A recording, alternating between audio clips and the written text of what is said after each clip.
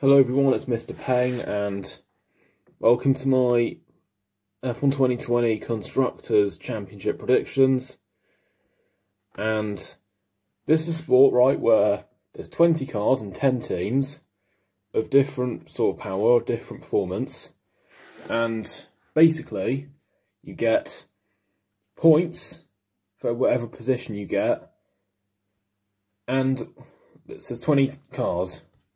And I'll put the sort of points for positions on screen right now and right there. So you should get an understanding. So you see, so first place is the winner, you get 25 points, second you get 18, third you get 15, and so on and so on. Just saying what the number next to the place is, a number of points. And you get a bonus point if you get the fastest lap. However, you need to finish in the top 10 to get that extra point. So if you finish outside the top 10 or don't finish, you don't get the point. It means nothing.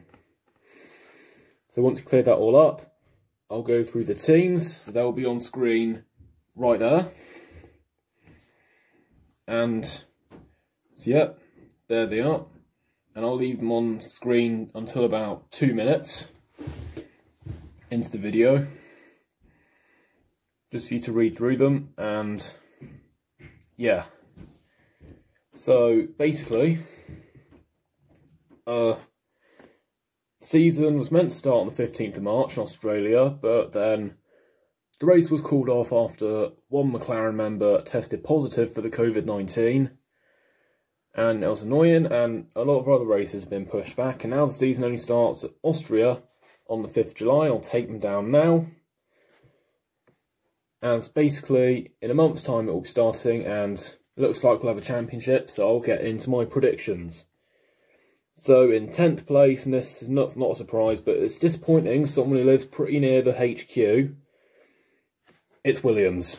No surprise really, as they've been last the last 2 years by quite some way, and it looks like they have made a slight step forward from last year, but that means nothing because of how crap their car was last year. It's annoying. It's sad to see them go through this, but they're struggling for money and struggling for pace. There's just no harmony in that team at all. I just don't see them like scoring many points this year. I still think they'll score single-digit of points, if I'm perfectly honest. So yeah, Williams, I'm sorry to tell you this, but you'll be plumb last again. In 9th place, and this might be a slight shock to most people, it's Alfa Romeo.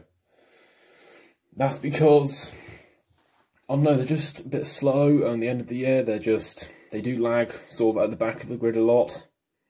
And Kimi Raikkonen's just, you know, he's 41 at the end of the year, and he's currently 40, so he's getting on quite a bit. And Giovinazzi's not that good. He's still not that good, I don't think. Well, I don't rate him that highly.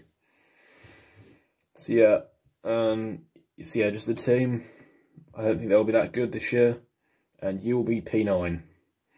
In 8th place, not a huge surprise either, it's Haas. The American team, Haas F1, they were 9th last year, they just couldn't get their tyres working. They struggled for most of the year and they just couldn't get on top of it really, which is a bit worrying, but I do have a little bit of faith in them this year. I really do hope they do a little bit better.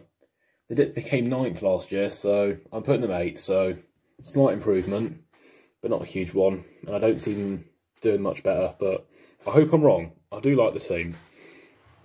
I really do.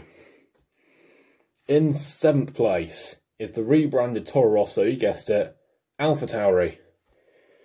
And the delivery ain't that good, I'll admit, but the car looks pretty decent, and yes, I know it's only testing, but the car looks good on straights and through the corners.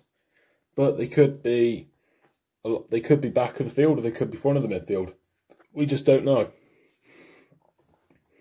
Which is why I love doing it before.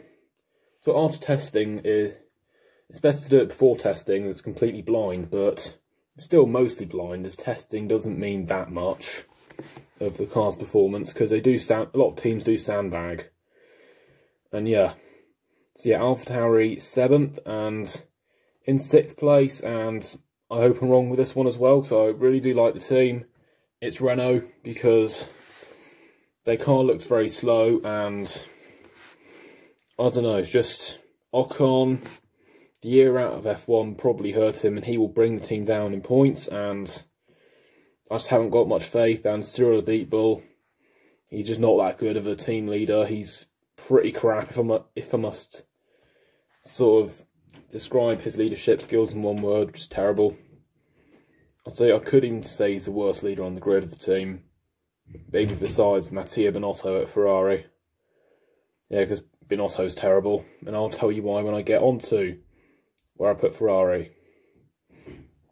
In 5th place is the pink Mercedes W10, or the pink Mercedes from last year, Tracing Point, or they're called Racing Point, but I'll call them Tracing Point for this year, as they just look splendid, really. Look like they could challenge McLaren for the top of the midfield as the last midfield car. I guess I've already spoiled where I've put 4th place. Top of the midfield is McLaren. May as well tell you now. And yeah. But let's get back to Racing Point, as yes, I think they'll be sort of up there with McLaren, just competing for Formula 1.5 title. But as McLaren, I think, will take another big step forward from where they were last year, just dominating the midfield, basically. I don't think Racing Point will quite beat them, but I still think they'll be comfortably ahead of the other midfield teams. So yep, they'll be P5, and for the reasons I gave about McLaren, they are P4, and the Formula 1.5 champions again.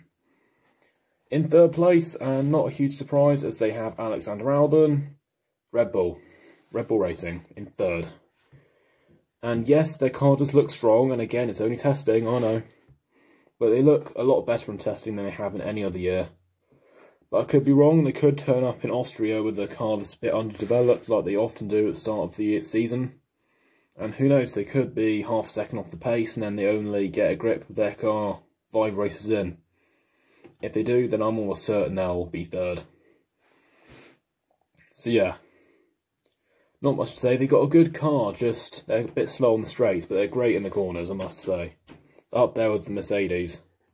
Mercedes and Red Bull look great through the corners, and the Ferrari, not so much. In the top 3 teams, as they're sort of way ahead of the other 7. They're probably at least a second ahead of the rest, these top 3 teams. And so yeah, Red Bull 3rd. In 2nd, I'll go through the top 2, so it's Ferrari and Mercedes are the top 2, and you guessed by my hat, Mercedes Constructors champions for the 7th year in succession, and therefore Ferrari 2nd. Now I'll tell you why. So, I think overall as team dynamic, Mercedes have much more harmony, as they've stuck with Hamilton and Bottas for the last 4 years now. It's the 4th successive year they're going to have them two as the drivers. And yeah, so this is Bottas' 4th year at Mercedes, and Hamilton's 7th or 8th year. He joined 2013, so 13, 14, 15, 16, 17, 18, 19, 20, 8th year. So Lewis's 8th year, Valtteri's 4th year. And yeah, so yeah, 7 and 3, so 10 years of experience at the team between the two drivers. And they have a lot of the same team members. They have a lot of strategic tricks up their sleeve. They always seem to find a way to win. However, Ferrari, they're the complete opposite. They always find a way to cock it up one way or another. I don't see that changing, as they're keeping the same a strategist in Aki Rueda, who doesn't have a clue what he's doing. And how this guy's still employed, I don't know. If someone can give me a reason why that man's still employed, I'd love to hear it. I reckon I'll destroy your reason with the fact that he's cocked up strategy in almost every race. So yeah, but because of all them reasons, Ferrari are P2 and Mercedes P1. Constructors champions once again. So that's it, guys, for my Constructors Championship predictions. But join me shortly for my Drivers' Championship predictions, as that's where there'll be 20 of them, so it'll be longer. I'll give a shorter explanation to make the video a little bit less than 20 minutes, but I'm still going to explain why I put each driver in each place. So yeah, peace out, guys, and that's Peng. See ya.